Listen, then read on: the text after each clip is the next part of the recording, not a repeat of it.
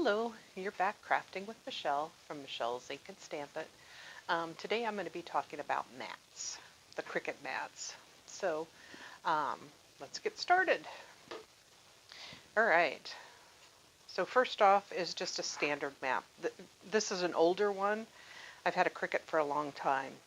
Um, so I have some of my original ones that I got when I got my first expression.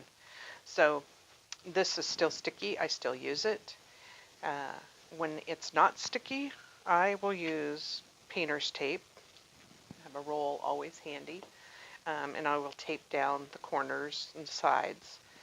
But even then, if your mat is really not sticky, your cuts will pop out and get drug around by the blade or caught on the blade, and it won't sometimes not cut your design.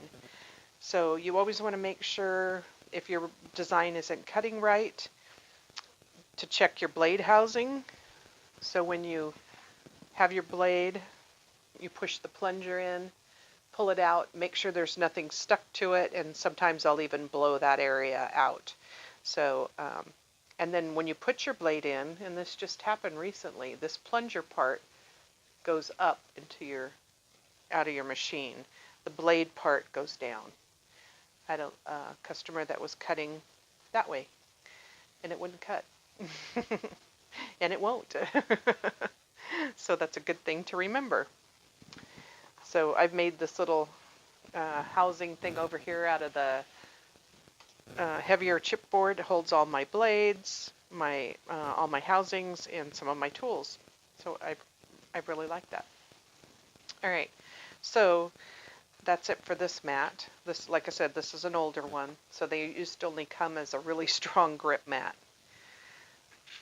And then when I'm done with my tape, I just set my tape either on the edge of my mat and put it away, or I'll just set it off to the edge of my table and stick it. I still cut with this mat. It's from the Imagine machine that they used to have, and it still works fine too if I tape things down. This is a green standard grip mat, so this is like the middle of the road, so I use this for my cereal boxes and some of my vinyls and stuff. I'll cut on this. The light grip mat, which I don't have for whatever reason. I have one, but it's not under my machine.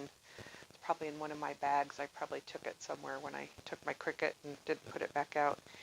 But it's a light blue, and it's a light grip mat that you would use for your copy papers and your tissue papers and your regular cardstock. Will work on that as well. So this one, your cardstocks and your heavier on up will work on this, and some of your vinyls too. The strong grip mat I use for my iron-on materials, and I use it for my chipboards and my heavier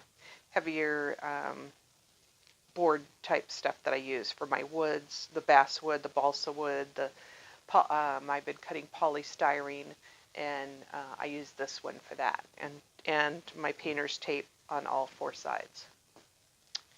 So that's that mat. Then we have the fabric mat. The fabric mat is used to cut fabric, obviously, and it gets cut with the rotary blade. So this is the rotary blade. It rolls instead of cutting, instead of dragging, it will roll along on that wheel. So it doesn't need to be cleaned off. In fact, they don't want you to clean it off. If anything, you can use a piece of tape on it and then pull up, and it'll pick up any little strings, loose strings that are on it that you can cut. Or not that you can cut, that you could pull off. But you don't want to use your scraper on this because you'll gouge into the mat. When you're cleaning your other mats, you want to take your scraper and just kind of go along it, and any little loose pieces, this mat's pretty clean, you'll take off by using the little bits and pieces. I saw that one piece move, so that's on there. Because those things will get caught on your blade and get drug around or caught up on your blade and stay on it. and that will make your cuts not cut right. It'll also tear your paper, so you don't want to let that happen. So just a fine scrape along, get everything off that's on it, so you don't have anything that doesn't belong up there, or that puts up, that bumps up, that could tear your design. So, and then be careful with your scrapers after a while. I've had mine for a long time. This is one of the original tools, and sometimes I'll wipe it off, and it'll cut my hand because it's like a blade now because it's so sharp.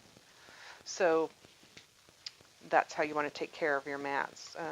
They don't recommend that you re-stick them, so clean them off as best you can, tape or the scraper, and then just get new. They're reasonably inexpensive anymore. But this mat you don't want to clean off, your fabric ones. They all come in 12 by 24 inch mats as well, so you can cut your longer materials. And this is one of the heavy chipboard pieces that I cut out with the 2.0 millimeter chipboard that Cricut sells.